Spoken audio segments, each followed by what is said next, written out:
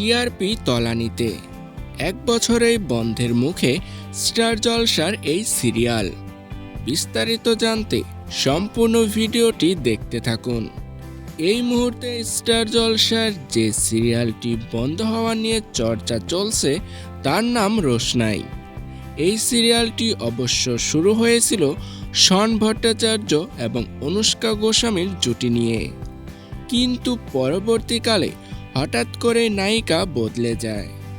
অনুষ্কার জায়গা নেন অভিনেত্রী তিয়াশা, কিন্তু তাতেও খুব একটা লাভ হয়নি। এই সিরিয়ালের টিআরপি তেমন নেই বললেই চলে। কিছুদিন আগে স্লট বদল হয়েছে এই ধারাবাহিকের, কিন্তু তাতেও শেষ রক্ষা হলো না। কিছুদিন আগেই 8:30 থেকে সরিয়ে রাত 10টায় নিয়ে যাওয়া হয়েছে রোশনাই ধারাবাহিকটিকে, কিন্তু এবার পাকাপাকিভাবে বিদায় নেবে রোশনাই ধারাবাহিক। এই খবরে এখন সরগরম স্টুডিও পাড়া।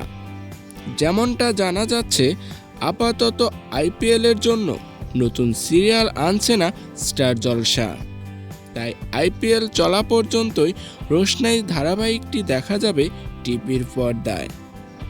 এরপর আইপিএল শেষ হলে নতুন সিরিয়াল আনবে স্টার জলসা, তখনই বিদায় নিতে হবে রোশনাইকে।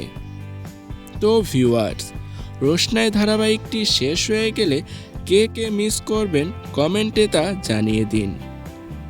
বাংলা বিনোদন জগতের সকল আপডেট পেতে হলে চ্যানেলটি সাবস্ক্রাইব করতে ভুলবেন না।